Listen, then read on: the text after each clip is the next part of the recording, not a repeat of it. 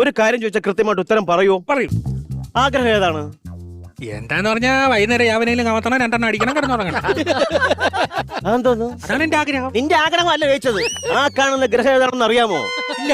അറിയില്ല. അതാണ് ഞാൻ ആദ്യമായി കണ്ടുപിടിച്ച ഗ്രഹം. ആ.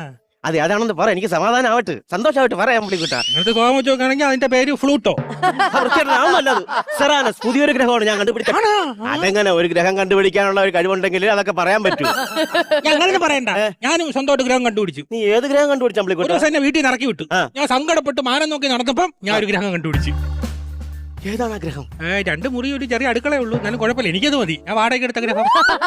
അയ്യോ പൊന്നു സുഹൃത്തെ, അത് വീട്. ഞാൻ എന്റെ പട്ടിക്കൂടെന്നാണ് പറഞ്ഞത്. ഞാൻ എന്ത് പറഞ്ഞ് മനസ്സിലാക്കി തരാണ്. ഏതൊക്കെ ഗ്രഹങ്ങൾ ഉണ്ടെന്നെങ്കിലും അറിയാവോ? ഇല്ല, അറിയില്ല. ഞാൻ പറഞ്ഞുതരാം. ആ. ഭൂമി, ശുക്രൻ, ചൊവ്വ, ബുധൻ, വ്യാഴം, വെള്ളി, ശനി, തിങ്കൾ. അങ്ങനെ ഞാനും കൂടെ പറയാത്തത്. ഞായറാഴ്ച അവധിയാ.